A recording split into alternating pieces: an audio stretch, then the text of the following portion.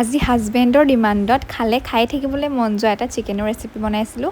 কেনেকৈ বনালোঁ দেখাওঁ বলক। তাৰ কাৰণে মই এয়া লৈছোঁ ধনিয়া, পদিনা, লাই শাক আৰু লগতে অলপমান দৈ আৰু তাতে আপোনালোকে কি মছলা এড কৰে নিজৰ কথা। জলকীয়া, আদা, নহৰু, মই অলপমান ডালচেনি দিছোঁ, হালধি, নিমখ, অলপমান চেনি, অলপমান ভিনেগাৰ, তেনেকৈ গোটেইখিনি দি পেলাই এটা পেষ্ট বনাই লৈছোঁ। আৰু সেইটো মই এতিয়া মাংসখিনি 1 ঘণ্টামানৰ কাৰণে ৰাখি দিম মেৰিনেট হ'বৰ কাৰণে গোটেইখিনি ভালদৰে সানি। আৰু এই গোটেইখিনি মিক্স কৰাৰ পাছত ইমান ধুনীয়া এটা স্মেল আহিছিলে নহয়। গোটেইখিনি মানে কম্বিনেশ্যনটো বহুত মানে টেষ্টি হয়, খাবলৈও খুব ধুনীয়া হয়। মই আপোনালোকক বনাই শেষৰলৈকে দেখাম বাৰু। আৰু এইখিনি মই এনেকৈ ৰাখি দিলোঁ 1 ঘণ্টামান। তাৰপাছত আকৌ এইফালে মই এটা ক্ৰিমি চচ বনাম।